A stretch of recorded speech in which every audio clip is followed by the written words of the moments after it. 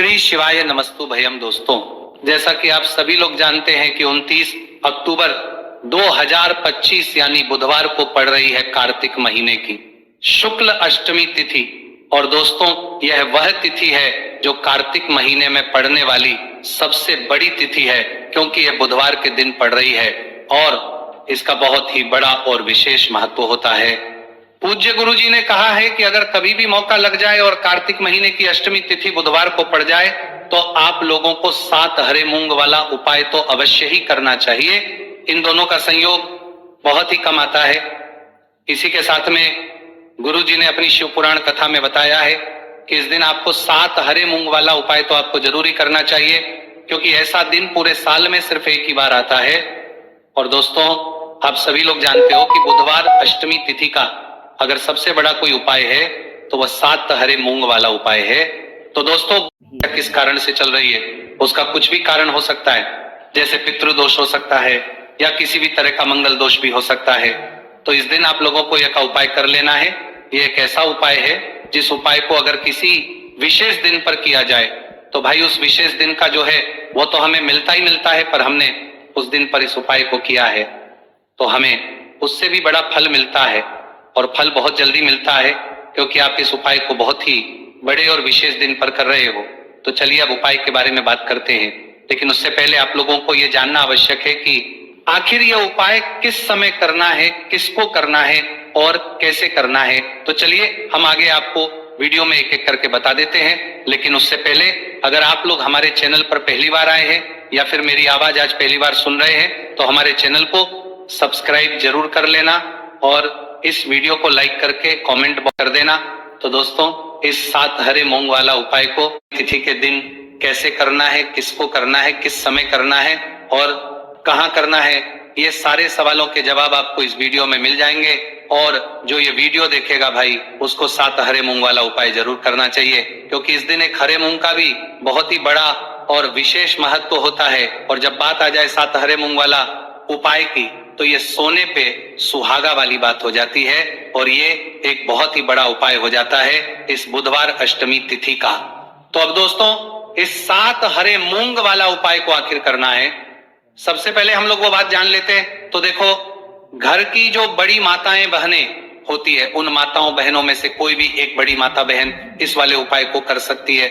और दोस्तों, अगर आप चाहे तो अपने घर में से सभी सदस्यों को भी इस उपाय को करवा सकते हैं। अगर किसी व्यक्ति की खुद की कोई मनोकामना है, खुद की कोई दुख और परेशानी है जो कि वह अपने लिए ही करना चाहता है, सुख और शांति के लिए ये वाला उपाय करना चाहता है, तो भाई वो भी कर सकता है, उसमें भी कोई दिक्कत वाली बात नहीं है। कहने का मतलब यह है कि इस उपाय को हर एक सदस्य भी कर सकता है और पूरे घर परिवार के सदस्य के लिए घर की बड़ी माताओं बहनों में से कोई एक माता बहन भी कर सकती है। माताएं बहनें अगर घर में उपस्थित ना हो या वह ये वाला ना कर पा रही हो तो फिर घर का कोई बड़ा सदस्य भी इस 7 हरे मूंग वाला उपाय को कर सकता है, चाहे फिर वह पुरुष ही क्यों ना हो, उसमें कोई भी दिक्कत वाली बात नहीं।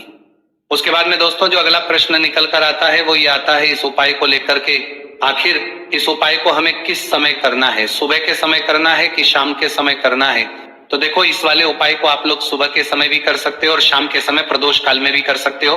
अब अगर आप पूछो कि भाई सबसे उत्तम समय कौन सा रहेगा इस 7 हरे मूंग वाला उपाय को करने का, तो हम आपसे बस यही कहेंगे कि इस उपाय को आप सुबह के समय करेंगे तो ज्यादा बेहतर होगा।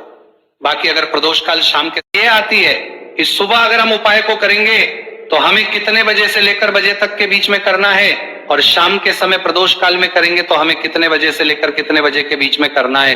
तो देखो, सुबह जितनी जल्दी हो सके आप उपाय को करने की, लेट भी हो जाओ, थोड़ी देर भी हो जाए तो 10 या 11 बजे तक भी आप उपाय कर लेना, पर 12 बजे से ज्यादा देरी ना हो, ठीक है, इस बात का ध्यान रखना। उसके बाद में दोस्तों, अगर शाम के समय प्रदोष काल की बात करें, प्रदोष काल का जो समय है होता है वो शाम के 6 बजे से शुरू हो जाता है।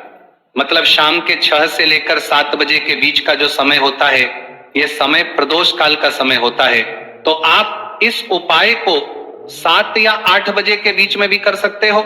मतलब शाम के 6 बजे से रात 8 बजे के बीच में आप कभी भी इस वाले उपाय को कर सकते हो, उसमें कोई भी दिक्कत वाली बात नहीं है। देखिए, आप किसी भी रोग से परेशान, आपके शरीर में कोई भी भारी रोग हो चुका है, भारी बीमारी हो चुकी है, या फिर यदि आप किसी भी कार्य में सफलता प्राप्त करना चाहते हैं, आप अपने व्यापार में सफलता की प्राप्ति करना चाहते हैं, आप यदि किसी भी एग्जाम की तैयारी कर रहे हैं और आप यदि उसमें सफलता की प्राप्ति करना चाहते हैं, या फिर आपके विवाह में विलंब हो रहा है, यानी कि आपके किसी भी प्रकार के कार्य में रुकावटें आ रही हैं, बाधाएं आ रही हैं, तो आपको इस अष्टमी तिथि पर यह दिव्य उपाय करने से नहीं चूकना चाहिए। तो चलिए दोस्तों, जानते हैं इस उपाय के बारे में। लेकिन उससे पहले पूज्य गुरुदेव की ही कथा के अनुसार आपको इस उपाय को बहुत विस्तार से समझाने का प्रयास करेंगे।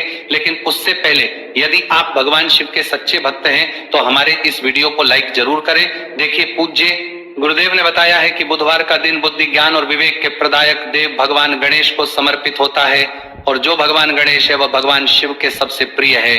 तो बुधवार के दिन किया जाने वाला यह हरे मूंग का उपाय महादेव के साथ साथ भगवान गणेश को भी प्रसन्न करने वाला है। देखिए, इस वीडियो में हम पूज्य गुरुदेव द्वारा के लिए आपको मात्र हरे मूंग की ही आवश्यकता होगी। तो देखिए, मात्र आपको जो ये हरे मूंग है, इन्हें सीधे लेकर के पहुंच जाना होगा भगवान शिव के मंदिर में। देखिए दोस्तों, गुरुदेव ने बताया है कि इस उपाय को आप सुबह से लेकर के शाम तक किसी भी समय में कर सकते हैं।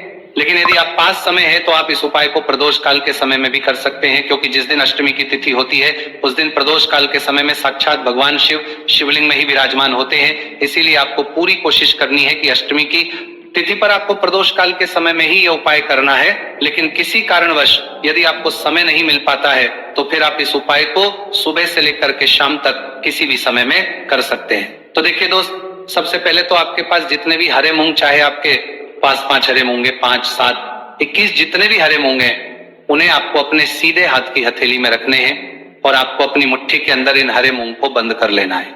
अब देखिए, आपको ये सबसे पहले तो भगवान शिव के शिवलिंग से स्पर्श करवानी है।